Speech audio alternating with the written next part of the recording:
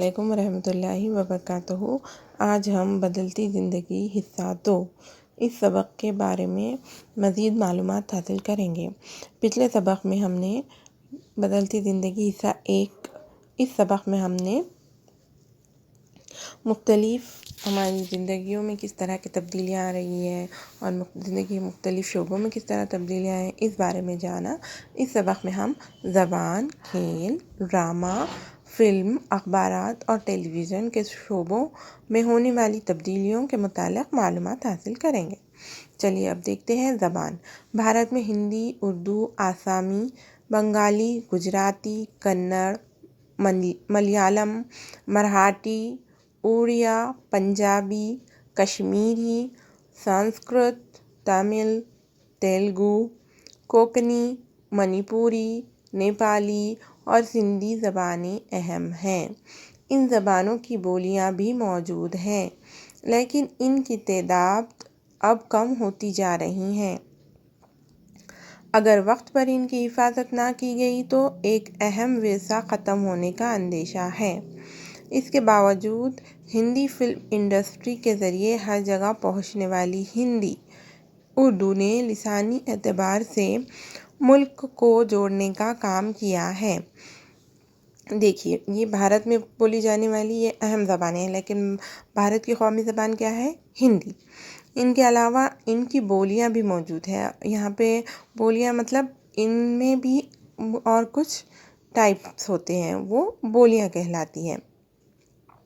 بولیوں کی کوئی لکھاوٹ نہیں ہوتی، وہ صرف بولی جاتی ہے، اسی لیے اسے بولیاں کہا جاتا ہے۔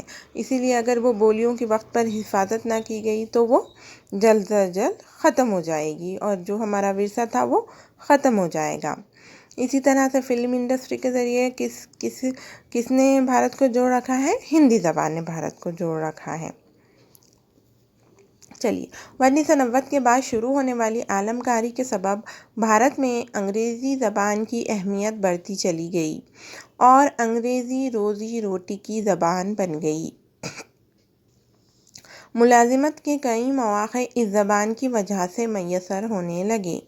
1990 کے بعد کیا ہو گیا؟ عالمکاری بڑھ گئی، یعنی کہ گلوبلائزیشن بڑھ گیا، جس کی وجہ سے انگریزی زبان یعنی کہ انگلش کو ورلڈ لینگویج کا درجہ مل گیا۔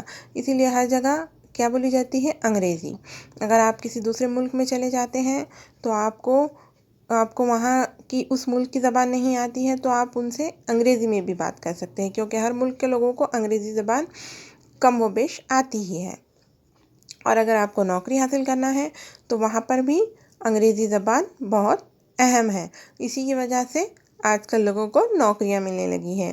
اس عمل کے زیر اثر علاقائی زبانوں کے وجود کو خطرہ لاحق نہ ہونے دینے کے لیے احتیاط کرنا ضروری ہے۔ اگر ہر جگہ انگریزی زبان بولی جائے گی تو صرف ہمارے ملک میں بہت ساری زبانیں ہیں، اگر انگریزی کا غلبہ ہو گیا تو صرف جو اہم زبانیں ہیں وہی بچ جائیں گی، اور جو چھوٹی چھوٹی زبانیں یعنی کہ کچھ شہروں یا علاقوں میں بولی جاتی ہیں ویسی زبانوں کو کیا ہوگا؟ خطرہ ہوگا، وہ ختم ہو جائیں گی، اس کا اندیشہ ہے۔